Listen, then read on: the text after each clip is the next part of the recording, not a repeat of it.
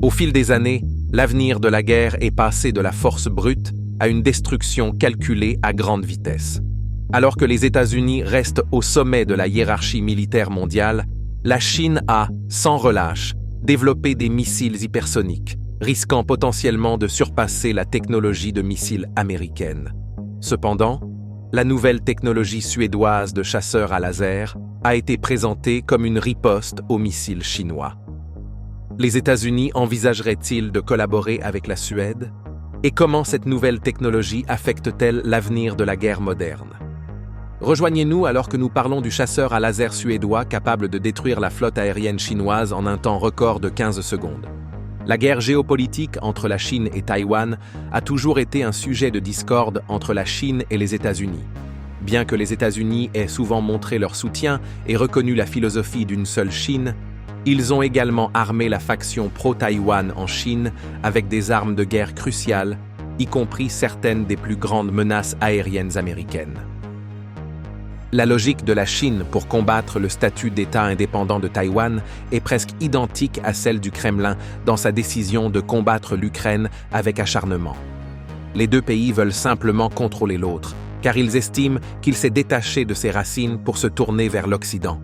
Alors que la Chine réagit avec mépris et colère à la décision américaine d'aider Taïwan, l'Amérique affirme que son engagement envers Taïwan est dicté par le Taiwan Relations Act, ce qui rend impossible de détourner le regard.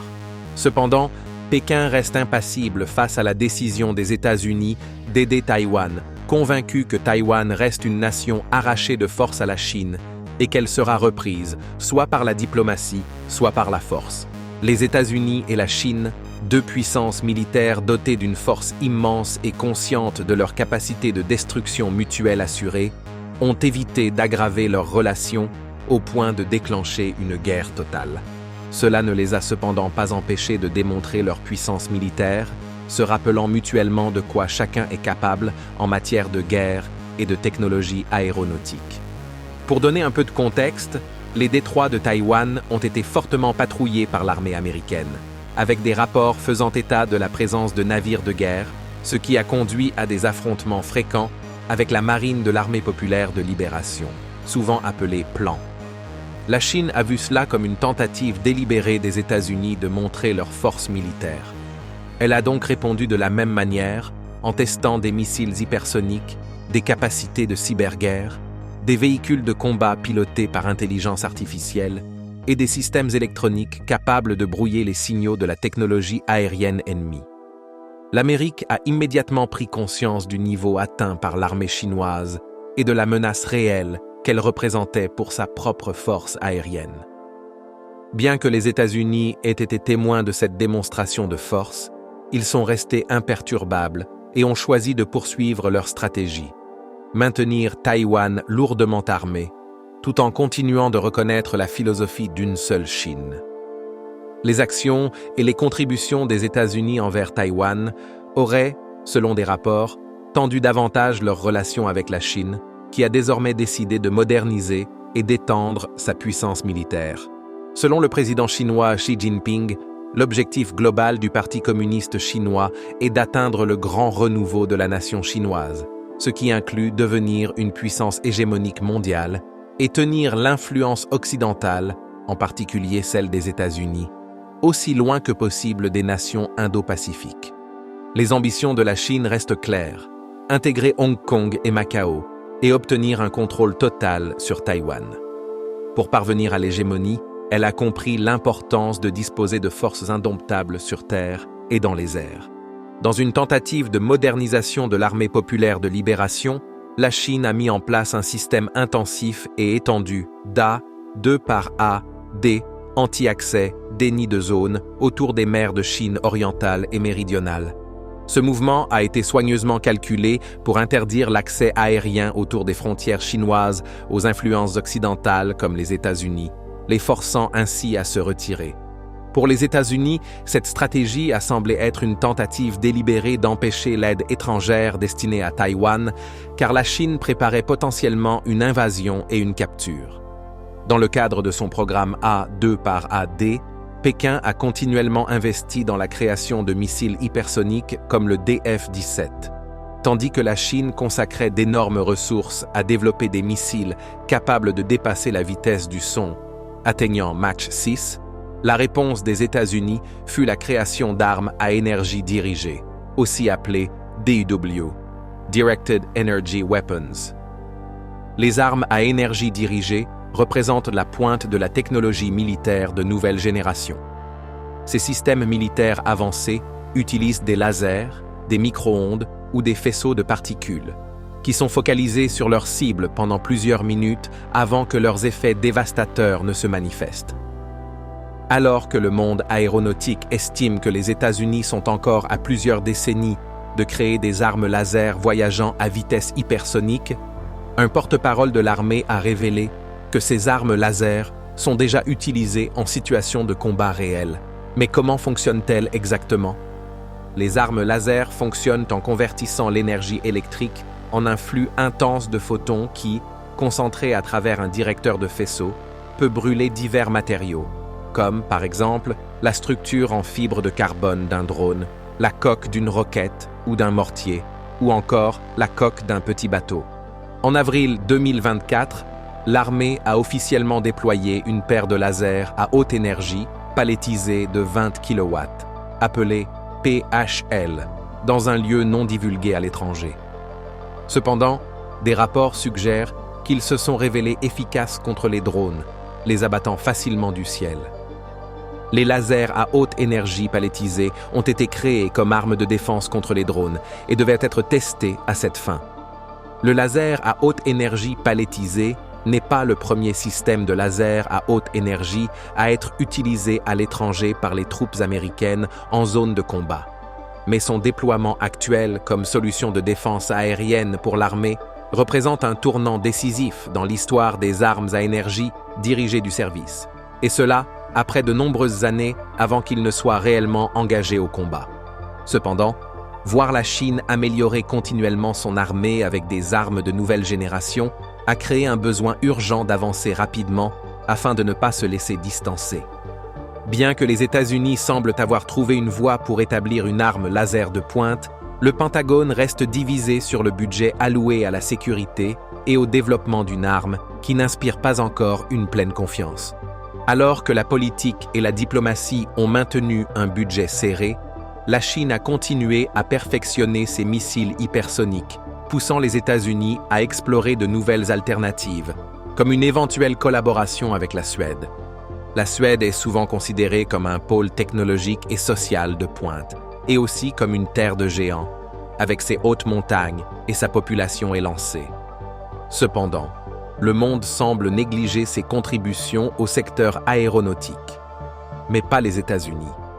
La longue tradition d'innovation de la Suède dans les domaines de la guerre électronique et des systèmes d'armement avancés a souvent été sous-estimée. Pourtant, Saab AB, une entreprise suédoise de défense de premier plan, est à l'origine de certaines des meilleures armes de renseignement et de contre-surveillance, notamment le système radar Giraffe, le chasseur Gripen et le système de guerre électronique Arexis, pour ne citer que ceux-là. Récemment, Saab a également recentré son attention sur le développement d'armes à énergie dirigée qui, selon certaines rumeurs, pourraient être intégrées à la prochaine version du chasseur Gripen. Or, alors que la Chine continue de bâtir son armée dans le but de consolider son hégémonie, les États-Unis avaient besoin d'une réponse à la fois efficace, rentable et dévastatrice. Et c'est là que la Suède entre en jeu. Mais à quel point le Gripen est-il réellement dévastateur? Le Saab JS-39.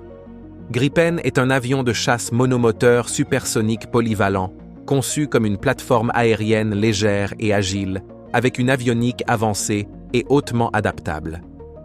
Des rapports suggèrent qu'il a été construit comme un concurrent direct du F-35 Lightning II américain.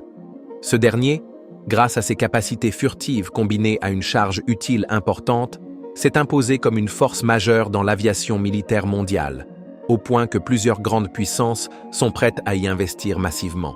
Mais le Gripen contre-attaque avec sa surface de contrôle en canard, une configuration aérodynamique dans laquelle une petite aile avant ou avant-plan est placée devant l'aile principale d'un avion ou d'une arme à voilure fixe. Le terme « canard » peut désigner l'avion lui-même, la configuration de l'aile ou l'avant-plan. Le Gripen a été spécifiquement conçu en phase avec son époque, suivant la même logique que les F-35 américains, notamment en matière de manœuvrabilité. Alors que les avions traditionnels étaient conçus pour être stables sur le plan aérodynamique, les avions de nouvelle génération sont volontairement créés avec une instabilité aérodynamique maîtrisée, afin d'améliorer leur maniabilité. Même si le concept semble contre-intuitif, le génie derrière cela est de créer des situations de manœuvre plus faciles. Avant l'arrivée des avions modernes, les anciens jets étaient conçus pour rester naturellement équilibrés, même après un impact. Cependant, dans les avions d'aujourd'hui, si le pilote lâche les commandes, l'appareil ne se stabilise pas automatiquement. Cela est devenu une caractéristique majeure dans la conception des nouveaux avions, car les pays ont décidé de privilégier la maniabilité avant tout. Mais l'entreprise suédoise a trouvé un moyen de combler le fossé entre stabilité et agilité, grâce à l'introduction du système numérique Fly-by-Wire, souvent abrégé FBW. Ce système a permis d'éliminer totalement les connexions mécaniques traditionnelles entre les commandes du pilote et les surfaces de l'avion. Le fly-by-wire traduit les commandes du pilote en signaux électroniques qui ajustent ensuite le comportement du jet en quelques millisecondes, permettant une grande maniabilité sans sacrifier la stabilité. Au-delà de ses qualités techniques, le Gripen est également un avion à faible coût, qui exige très peu d'entretien, contrairement à ses homologues américains ou russes. Les moteurs du Gripen sont propulsés par le turbofan Volvo RM12, une version sous licence dérivée du General Electric F404, alimenté par un conduit en e-gain avec plaques séparatrices. Les modifications apportées ont permis d'améliorer les performances et la fiabilité, notamment pour répondre aux critères de sécurité d'un usage monomoteur et offrir une meilleure résistance aux impacts d'oiseaux. Le jet a été conçu pour avoir un entretien minimal, ce qui signifie que même les moteurs ont été ajustés dans cette optique. Selon les rapports, plusieurs systèmes et sous-systèmes des moteurs ont été repensés pour répondre à la demande de faible maintenance, ce qui a considérablement allégé le budget du gouvernement suédois. Si l'aspect pratique et les faibles exigences de maintenance ont séduit les États-Unis, leur véritable intérêt pour ce chasseur suédois réside peut-être dans son armement. Le Gripen serait compatible avec différents types d'armes, tout en pouvant délivrer la charge utile à volonté. L'avion a toujours été capable d'emporter un canon Moser BK-27 de 27 mm, des missiles RR comme l'AIM-9 Sidewinder et l'AGM-65 Maverick, des missiles air-sol et même des missiles anti-navires, ce qui le rend compatible avec les combats navals. Cependant, l'armée suédoise a rapidement demandé une amélioration de l'armement. La réponse de Saab fut l'ajout du missile MDBA Meteor, du missile courte portée Iris-T et de la bombe guidée au laser GDU-49. La compatibilité soudaine avec ces armes plus lourdes, combinée à ses coûts réduits, sa faible maintenance et sa vitesse supersonique, a rendu l'appareil extrêmement attractif, notamment pour les États-Unis, impatients de combler leur retard face à la montée en puissance militaire soudaine de la Chine. Bien que ces caractéristiques évidentes rendent ce chasseur très attrayant pour les acheteurs potentiels, l'une de ses capacités les moins évoquées est celle d'être un avion à rôle multiple, ce qui signifie qu'il peut passer instantanément d'une mission à une autre en appuyant simplement sur un bouton. L'interface homme-machine se modifie automatiquement selon le rôle choisi, optimisé par l'ordinateur de bord en réponse aux nouvelles situations et menaces. En d'autres termes, il n'a pas besoin d'atterrir pour être reconfiguré face à un autre type de menace.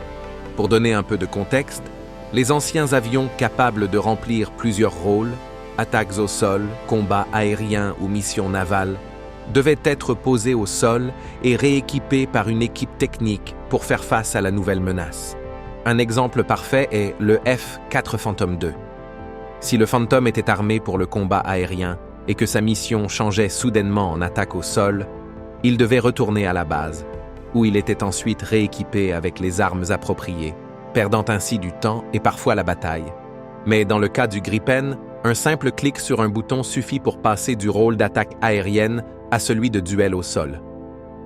Le directeur de campagne de Saab pour l'Inde, Edvard de la Motte, a déclaré que l'achat d'un Gripen est la meilleure décision qu'un pays puisse prendre, car l'armement est toujours basé sur les préférences du client.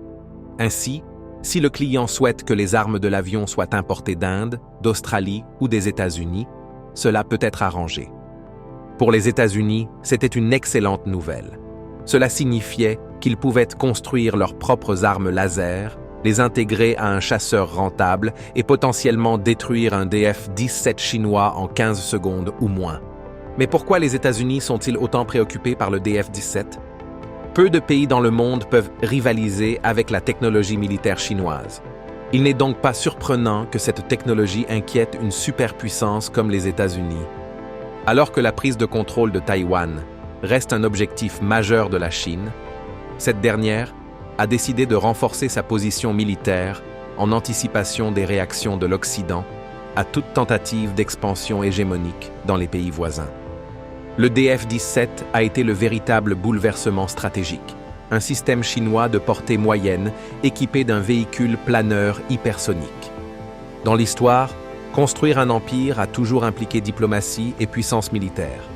La Chine a donc rapidement compris que l'aviation de pointe pouvait l'aider à se rapprocher de son rêve. Un retour à sa gloire passée, combinant territoire et arsenal.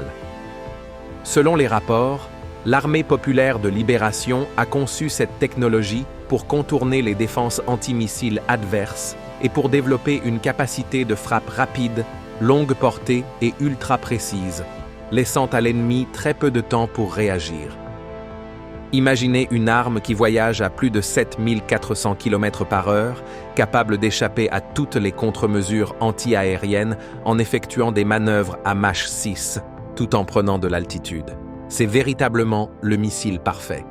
Alors que les anciens missiles reposaient principalement sur l'énergie cinétique brute, le DF-17 change complètement la donne.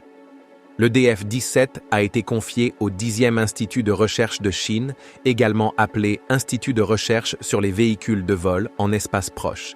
Cette organisation dépend de la Corporation chinoise des sciences et industries aérospatiales, CASIC, première académie. Les États-Unis ont confirmé l'existence du DF-17 en 2014, l'identifiant comme le Wu-14, tandis que les médias l'ont surnommé DF-ZF. Mais comment fonctionne exactement ce missile de nouvelle génération? D'abord, il est transporté vers son site de lancement par un TEL, Transporter Erector Launcher, un véhicule utilisé pour transporter, ériger, puis lancer les missiles. Ensuite, un propulseur balistique, dérivé du DF-16, est tiré dans l'atmosphère pour amorcer la phase d'attaque. Le propulseur fournit au véhicule planeur hypersonique la vitesse et la poussée nécessaires pour atteindre les hautes couches de l'atmosphère. Une fois que le propulseur est épuisé, il se détache et la tête de guerre planeuse descend vers sa cible, mais pas à Mach 20 comme les missiles traditionnels. Au lieu de cela, elle maintient une vitesse constante de Mach 6, se fixe sur sa cible et frappe avec une force suffisante pour provoquer une explosion massive sans dépendre lourdement de l'impact cinétique comme les missiles classiques. Mais le véritable bouleversement technologique ne réside pas seulement dans la vitesse, c'est sa capacité programmée à manœuvrer de manière autonome à travers les systèmes de défense tout en restant verrouillé sur sa cible. Ce niveau de manœuvrabilité était tout simplement impossible pour les missiles conventionnels. La menace représentée par ce missile hypersonique de pointe a poussé les États-Unis non seulement à créer une arme capable de le contrer, mais aussi à développer des armes hypersoniques similaires dans le domaine aéronautique. Sous pression face à la technologie de l'armée chinoise, les États-Unis ont publié un rapport détaillé recensant les tests du DF-17 par la Chine. Ils ont déterminé qu'entre janvier 2014 et novembre 2017, au moins 9 vols d'essai du DF-17 ont été réalisés au centre de lancement spatial de Taïwan, dans la province du Shaanxi. Mais ce qui inquiète réellement les États-Unis, c'est la possibilité que ce missile soit équipé d'une ogive nucléaire, comme l'a évoqué un commentateur chinois. Déjà, avec la simple tête planeuse hypersonique, l'effet est immense. Et plus encore, avec une précision extrême. Autrement dit, même avec une ogive nucléaire, il est très peu probable qu'il rate sa cible. Alors que les États-Unis et le monde entier observaient la montée en puissance militaire de la Chine, ceux qui se sentaient vraiment en danger étaient les Taïwanais. Imaginez devoir vous battre pour votre souveraineté et votre liberté, pendant que votre ennemi teste chaque jour ses armes dernier cri juste à côté de chez vous. C'est la réalité de Taïwan. Mais les États-Unis ne sont pas du genre à reculer devant une menace militaire, même à peine déguisée. Les intentions américaines envers Taïwan restent claires. Ils continueront de les soutenir avec de l'aide et des armes et seront prêts à aller encore plus loin pour défendre leur souveraineté. Alors que les médias s'interrogeaient sur l'intervention des États-Unis dans la région Indo-Pacifique, Washington cherchait une solution pour contrer le DF-17 chinois, mais à moindre coût. Les rumeurs allaient bon train. Les États-Unis pourraient acquérir le Saab JAS-39 Gripen suédois et y intégrer leur technologie laser pour répondre à la domination aérienne préoccupante de la Chine. Mais à ce jour, aucune confirmation officielle n'a été publiée. Et avec le Pentagone et le Congrès en désaccord sur le budget à allouer à un projet aussi risqué qu'un chasseur à laser, il reste à voir si les États-Unis opteront plutôt pour acheter le Gripen suédois afin d'adresser clairement leurs problèmes chinois. Merci d'avoir regardé cette vidéo. Pendant que vous êtes encore là, cliquez sur le lien affiché à l'écran pour découvrir un autre de nos sujets. À tout de suite.